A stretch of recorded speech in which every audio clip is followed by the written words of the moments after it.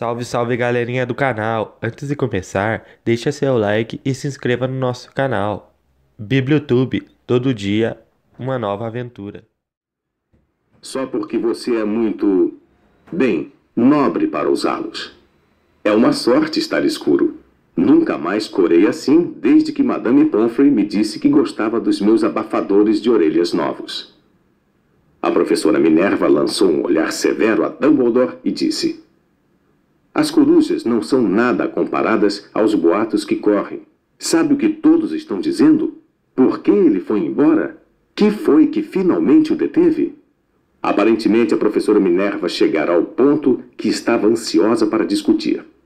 A verdadeira razão pela qual estivera esperando o dia todo em cima de um muro frio e duro, porque nem como gato, nem como mulher, ela fixara antes um olhar tão penetrante em Dumbledore como agora.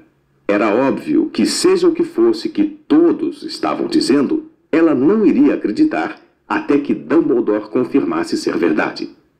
Dumbledore, porém, estava escolhendo mais um sorvete de limão e não respondeu. O que estão dizendo, continuou ela, é que a noite passada Voldemort apareceu em Godric's Hollow. Foi procurar os Potter. O boato é que Lilian e Tiago Potter estão mortos. Dumbledore fez que sim com a cabeça. A professora Minerva perdeu o fôlego. Lilian e Tiago? Não posso acreditar. Não quero acreditar. Ah, alvo! Dumbledore estendeu a mão e deu-lhe um tapinha no ombro.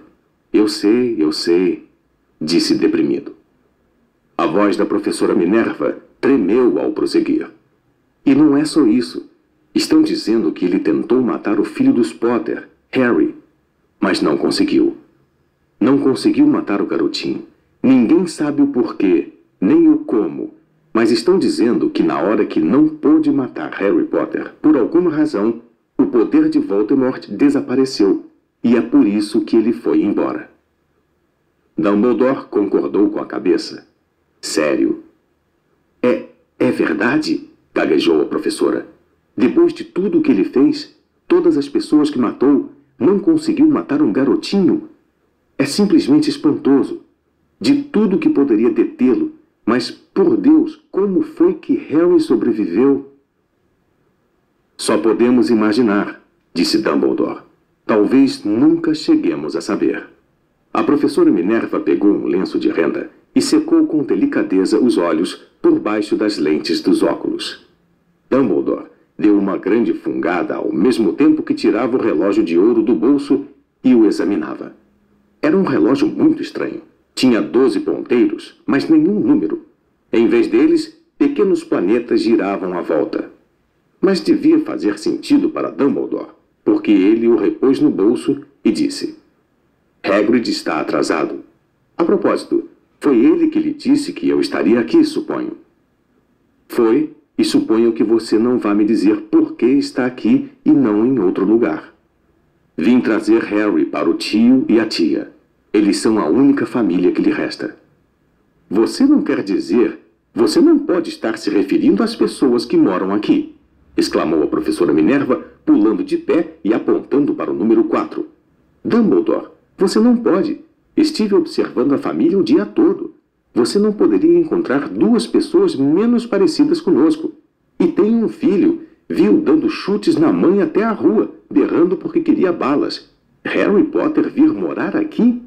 É o melhor lugar para ele, disse Dumbledore com firmeza. Os tios poderão lhe explicar tudo quando ele for mais velho. Escrevi-lhes uma carta. Uma carta?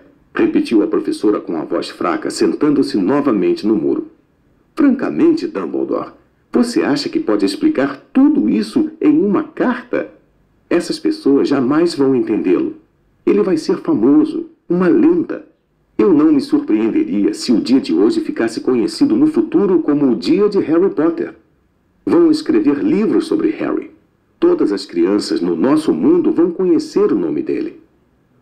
Exatamente, disse Dumbledore, olhando muito sério por cima dos óculos de meia-lua. Isto seria o bastante para virar a cabeça de qualquer menino. Famoso antes mesmo de saber andar e falar. Famoso por alguma coisa que ele nem vai se lembrar. Você não vê que ele estará muito melhor se crescer longe de tudo isso até que tenha capacidade de compreender? A professora abriu a boca, mudou de ideia, engoliu em seco e então disse: você está certo, é claro. Mas como é que o garoto vai chegar aqui, Dumbledore? Ela olhou para a capa dele de repente como se lhe ocorresse que talvez escondesse Harry ali. Hagrid vai trazê-lo. Você acha que é sensato confiar a Hagrid uma tarefa importante como esta? Eu confiaria a Hagrid minha vida, respondeu Dumbledore. Não estou dizendo que ele não tenha o coração no lugar, concedeu a professora de má vontade. Mas você não pode fingir que ele é cuidadoso, que tem uma tendência... Que foi isso? Um ronco discreto quebrara o silêncio da rua. Foi aumentando cada vez mais, enquanto eles olhavam para cima e para baixo da rua à procura de um sinal de farol de carro. O ronco se transformou num trovão, quando os dois olharam para o céu e uma enorme motocicleta caiu do ar e parou na rua diante deles. Se a motocicleta era enorme, não era nada comparada ao homem que a montava de lado. Ele era quase 2 vezes mais alto do que um homem normal e pelo menos 5 vezes mais largo. Parecia simplesmente grande demais para existir e tão selvagem. Emaranhados de barba e cabelos negros longos e grossos escondiam a maior parte do seu rosto. As mãos tinham o tamanho de uma lata de lixo e os pés calçados com botas de couro pareciam filhotes de golfinhos. Em seus braços imensos e musculosos, ele segurava um embrulho de cobertores. Hagrid! Exclamou Dumbledore, parecendo aliviado. Finalmente! E onde foi que arranjou a moto? Pedi emprestada, professor Dumbledore, respondeu o gigante, desmontando cuidadosamente da moto ao falar. O jovem Sirius me emprestou. Trouxe ele, professor. Não teve nenhum problema? Não, senhor. A casa ficou quase destruída, mas consegui tirá-lo inteiro antes que os trouxas invadissem o lugar. Ele dormiu quando estávamos sobrevoando Bristol. Dumbledore e a professora Minerva curvaram-se para o embrulho de cobertores. Dentro, apenas visível, havia um menino que dormia a sono solto. Sob uma mecha de cabelos muito negros caída sobre a testa, eles viram um corte curioso. Tinha a forma de um raio. Foi aí que... sussurrou a professora. Foi, confirmou Dumbledore. Ficará com a cicatriz para sempre. Será que você não poderia dar um jeito, Dumbledore? Mesmo que pudesse, eu não o faria. As cicatrizes podem vir a ser úteis. Tem uma acima do joelho esquerdo que é um mapa perfeito do metrô de Londres. Bem, me dê ele aqui, Hagrid. É melhor acabarmos logo com isso. Dumbledore recebeu Harry nos braços e virou-se para a casa dos Dursley. Será que eu podia me despedir dele, professor? Perguntou Hagrid. Ele curvou a enorme cabeça descabelada para Harry e lhe deu o que deve ter sido um beijo muito áspero e peludo.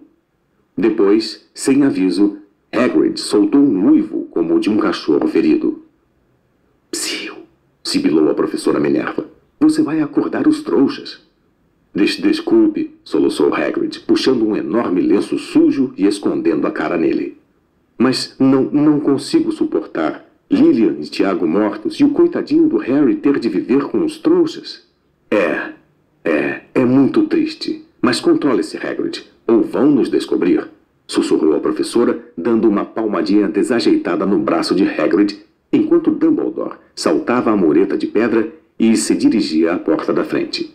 Depositou Harry devagarinho no batente, tirou uma carta da capa, meteu-a entre os cobertores do menino e, em seguida, voltou para a companhia dos dois. Durante 1 minuto inteiro, os 3 ficaram parados, olhando para o embrulhinho. Os ombros de Hagrid sacudiram. Os olhos da professora Minerva piscaram loucamente e a luz cintilante que sempre brilhava nos olhos de Dumbledore parecia ter se extinguido. Bem, disse Dumbledore finalmente, acabou-se. Não temos mais nada a fazer aqui. Já podemos nos reunir aos outros para comemorar. É, disse Hagrid com a voz muito abafada. Vou devolver a moto de Sirius. Boa noite, professora Minerva. Professor Dumbledore? Enxugando os olhos na manga da jaqueta, Hagrid montou na moto e acionou o motor com um pontapé. Com um rugido, ela levantou o vôo e desapareceu na noite. Nos veremos em breve, espero, professora Minerva, falou Dumbledore com um aceno da cabeça. A professora Minerva assoou o nariz em resposta. Dumbledore se virou e desceu a rua. Na esquina, parou e puxou o apagueiro. Deu um clique e 12 esferas de luz voltaram aos lampiões, de modo que a Rua dos Alfeneiros, de repente, iluminou-se com uma claridade laranja, e ele divisou o gato listrado se esquivando pela outra ponta da rua.